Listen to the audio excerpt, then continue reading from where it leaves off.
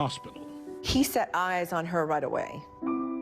He was a Southern gentleman, and he would walk in and he would say hi, and then he'd leave. And that went on for, I think, a year. And then one day she said, I think I'm going to go out on a date with Ed. And that one date.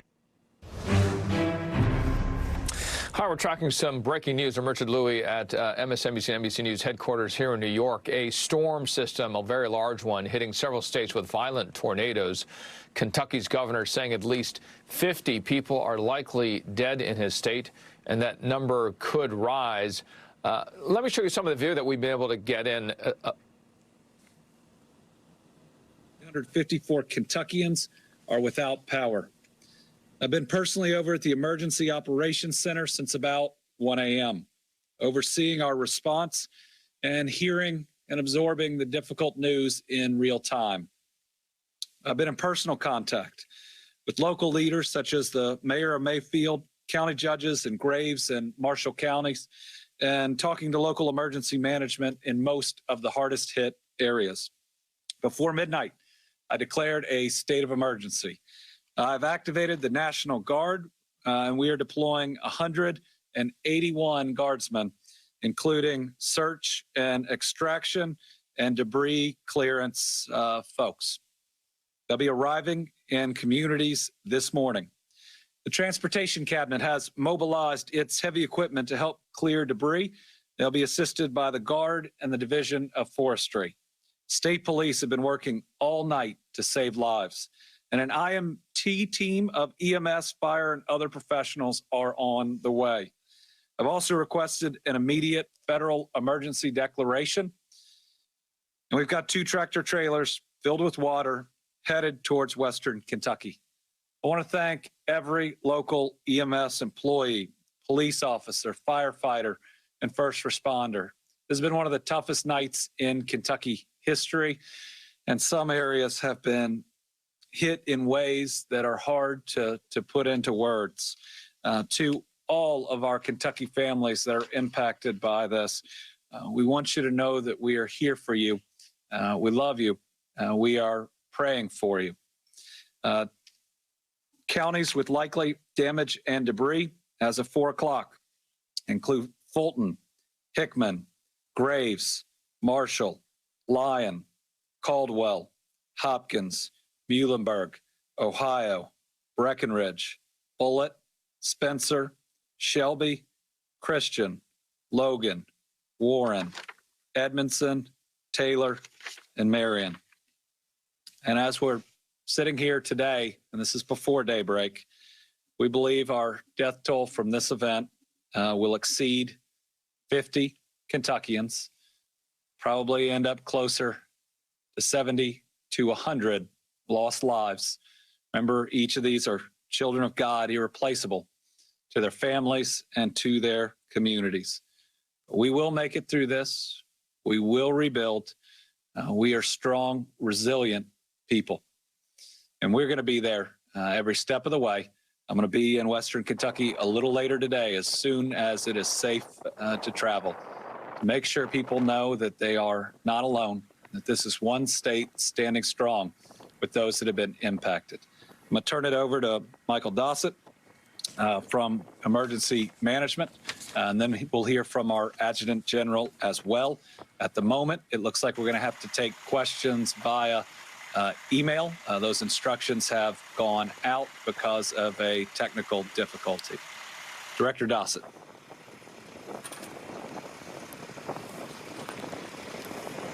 Thank you, Governor. And I can only echo the governor's comments. This tornado event may surpass the 1974 super outbreak as one of the most deadly in Kentucky's history. Our hearts go out to all of the families that are in peril and all of our Kentuckians who have lost their lives.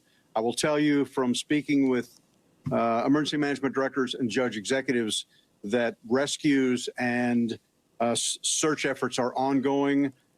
Even before the winds stop blowing, as thunderstorms are going through, we have teams out there, local teams. So thank you for your efforts in all the impacted counties. The track for this tornado event is over 200 miles just in Kentucky, and it may eclipse the 1925 record tri-state track for the longest tornado. It appears that this is going to be a quad state event, all out of the same system, originating in Arkansas, through Missouri, Tennessee, and into Kentucky. It is a significant, massive disaster event. So as the governor indicated, all state resources are being brought to bear.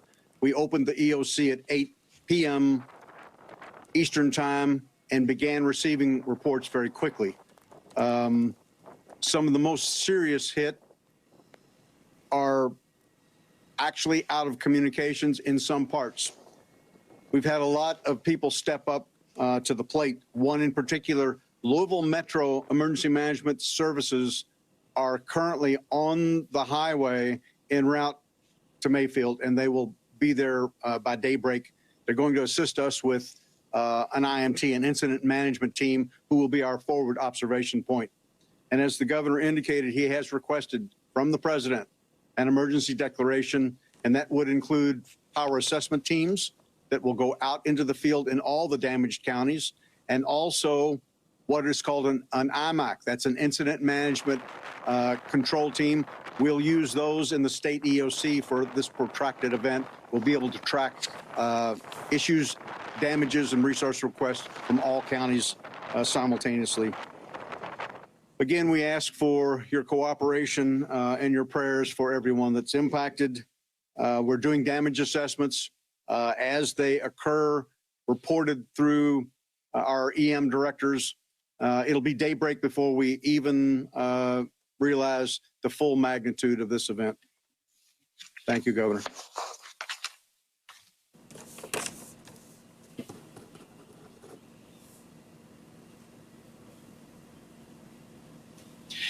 Good morning, everybody. I wanted to give you a situational awareness of the status of your Kentucky National Guard. As the governor indicated a short while ago, we've already mobilized a number of our guardsmen. This mobilization began shortly after midnight, so soldiers have been assembling for a few hours at this junction. While the governor specified we have 181 soldiers and airmen who are already mobilizing in response to this incident, it does not stop with that number of service members. As everybody's tracking at this junction, this is an evolving situation. We still have the storm front passing through to the state. And so as the situation continues to develop, we will call upon further members of the National Guard, your National Guard, to respond as necessary. In the near term, Graves County is our immediate focus, as the governor indicated, because of the severity of the tornadoes that pass through there. But we are literally watching the entire state at this junction. And so as your neighbors and friends who are into the Guard, you may see some of them in uniform this morning. You may see some of our folks into the National Guard literally deploying down to the road in response to some of these affected areas. Know that this is what their focus is, and they are here to serve you and the rest of our members in the Commonwealth. Thanks, sir.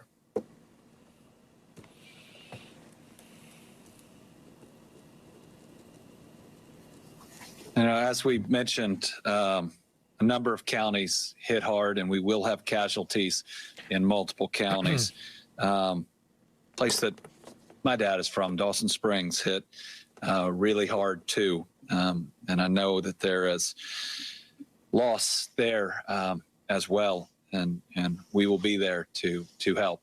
We've been able to get a couple of the slides that show a little bit of what we have seen booted up. This is from Joe Sullivan, who is the meteorologist for emergency management. I'm going to try to walk through them. So this is the front itself that we saw. This is, you can see how far and wide it went. Right, as it comes up from the south. Let's go to the next one. This shows you that we believe that there were 4 likely tornadoes, not just one, but 4 that hit in multiple places across Kentucky. This is why there are so many counties that ultimately have had significant damage. Let's go to the next one. This shows you what we believe will be the longest tornado touchdown in terms of distance in our history. You go all the way down to the bottom of the screen, and that's where it first touched down, and then it stayed on the ground that entire line, causing significant devastation. This is incredibly rare to see, and it is one of the reasons that this was so devastating here in Kentucky. I think we have one more. Oh, we have a couple more. This shows you the different warnings as it came through different areas that were hit and hit hard. Shows you just how severe this event was and how widespread, how many different communities that it hit. And then let's go. And this is the power outage map as of 2 a.m. Obviously, that's evolved, but 56,000, we gave the number before, plus Kentuckians without power. As you can see, Western Kentucky, Hopkins County, surrounding area hit very, very hard. And then as we move north, a lot of power outages, even throughout Lexington, Louisville, and certainly Western Kentucky. Let's see, do we have one more? Okay, why don't you, James, just show the one with the dots, the county map with the dots. This shows you just one other way of showing where we've had damage, though reports have come in for a tornado, 4 tornadoes, to cause damage in this many counties. Again, I think shows that it will be the single most severe, certainly tornado event in our history, and I believe likely the most deadly. Did I miss anything, Michael? No, sir. Okay. We just received an update on power outages. They are climbing. Yes. Okay. So the last bit of information to come in is the power outages are climbing and climbing significantly, and daybreak is going to bring more tough news.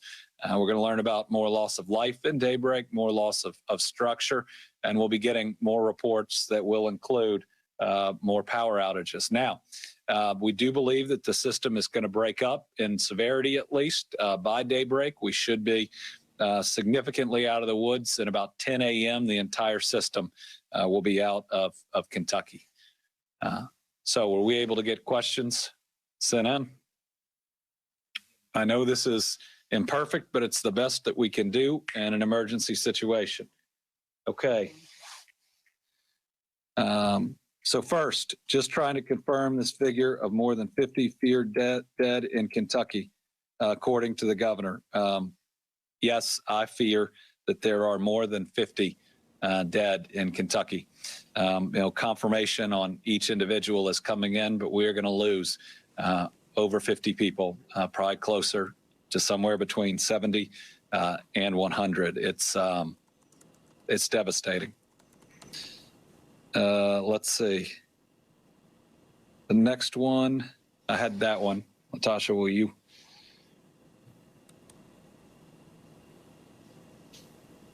Great. From the Herald Leader, can you describe how many separate tornadoes we have had and the general trajectories of each? So, James, can you put that slide back up? There are 4 tornadoes, one of which was the 200-mile tornado. Keep going. It's one of the 2 weather pictures, I think. There you go. So those show you the 4 tornadoes. Obviously, the longest one was the 227 mile tornado, meaning it touched down and stayed down for that period of time. And then you had 2 to the south of it, but very close together, and 1 to the north. So those are the 4. Now, we had other severe weather in many parts of Kentucky, and we will see damage from wind and other results of it.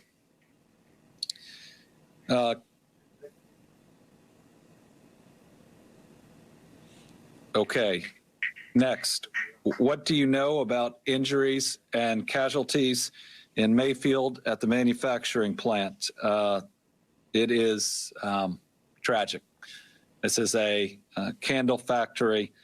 There were about 110 people in it at the time that the tornado hit it. We believe we'll lose at least dozens of those individuals. It's very hard, really tough, and we're praying for each and every one of those families. Let's see. Kentucky's most recent COVID report showed hospital ICU capacity strained in far western Kentucky. How are hospitals handling injuries? The hospitals are in good shape. They are responding well. We were concerned about power and other issues, so they were transferring patients. But we are not concerned at the moment of hospital capacity, and certainly we have other professionals coming to help. Okay, we're good on live questions now. You want me to go through the list? All right. First, I think we have, and if I've answered your question already, KFVS 12. Roger, say.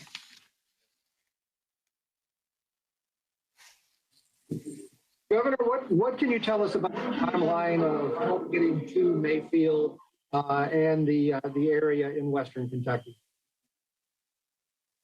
Can you ask it again? My audio was bad on the first part. Sure. What is your timeline for getting help and aid to the people in Mayfield and Fulton County and in western Kentucky? Help is on the way right now. Now, this morning, they're going to see the National Guard, the Transportation Cabinet, the Division of Forestry. They're going to see those trucks filled with water pull in. Later today, they'll see teams of other first responders coming, especially from Louisville. They're going to see immediate action and help.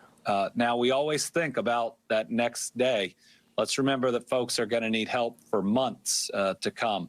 I'll be in western Kentucky later this morning as soon as it is safe to travel. But we're going to be right there with all of those officials that we have been talking to see the damage firsthand and to make sure people know that we care and that we're going to be there for them. Carla Ward, Herald Leader.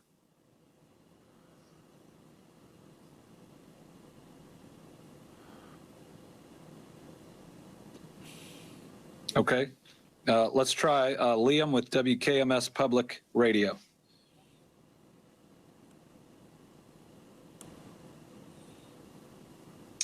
Governor, do you know where? Governor, can you hear me? I can. Do you know where specifically reports of injuries and fatalities are coming from across the state, specifically communities and counties by chance? Well, certainly graves. I think we're going to see them in Hopkins, Warren, and then I think we will see several other counties.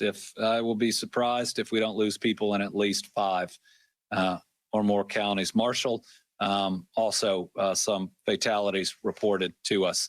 Again, this is a widespread weather event, and I think that we're, especially at daybreak, going to see that number of counties and the number of people grow.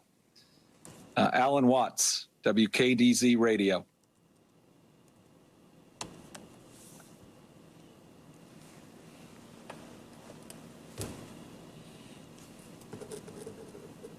All right, we'll move on to WDRB.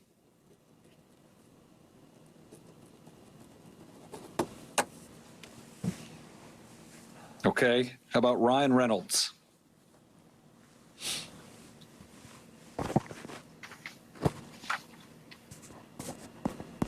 All right, Jack Bramer.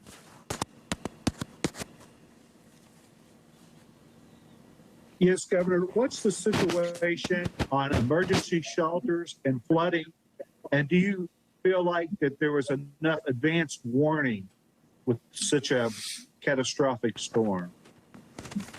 I do believe that there was advanced warning, but this is a storm the likes of which we have never seen in terms of what this tornado did. There are emergency shelters set up in multiple counties. The high school is being used as a primary shelter, as well as an additional place where you can get medical help in Graves County. And I know that shelters are being set up in other counties. Of course, we are really good people here in Kentucky. Most judges the county judges that I've talked to say that kinfolk have already brought in most of those people. You know, Fulton County hit really hard, and most everybody who has been displaced through the night is already staying with family. Okay, WDRB.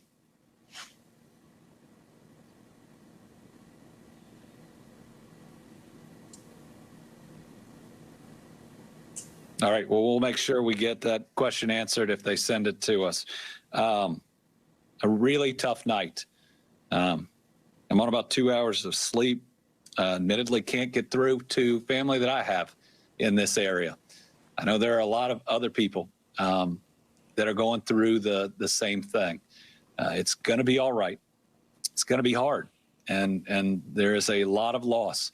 But just like everything else we've been up against, we'll make it through this too. Thank you all very much.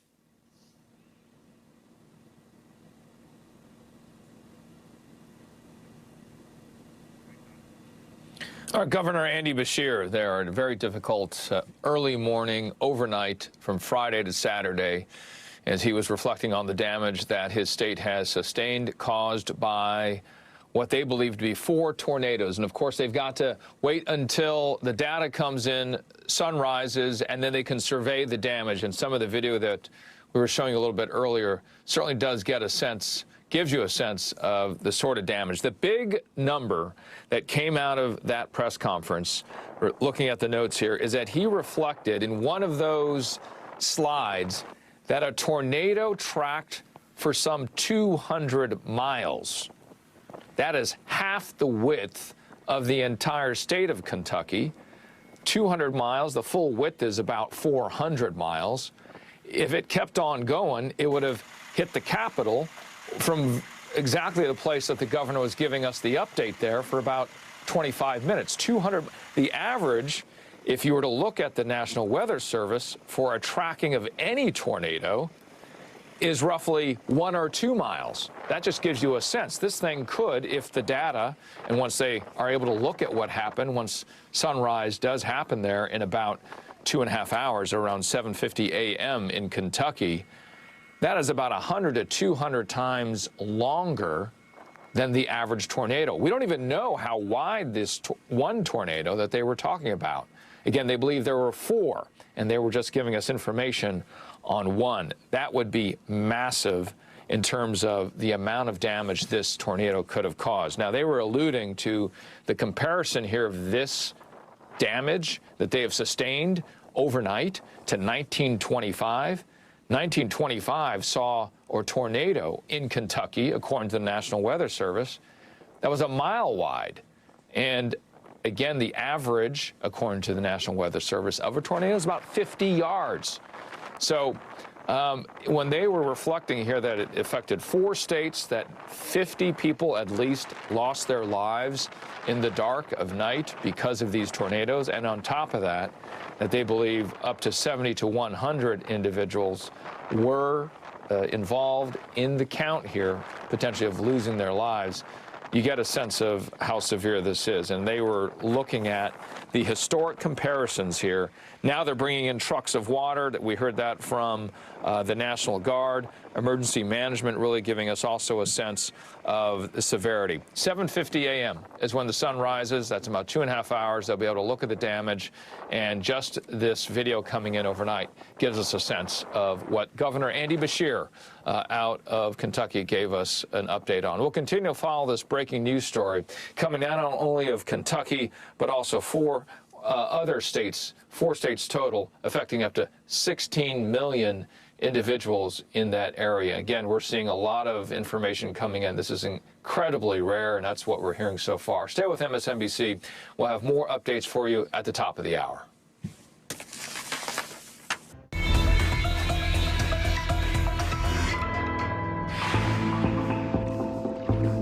Months passed, and with no success in finding Lynn's body, police appealed to the public for help.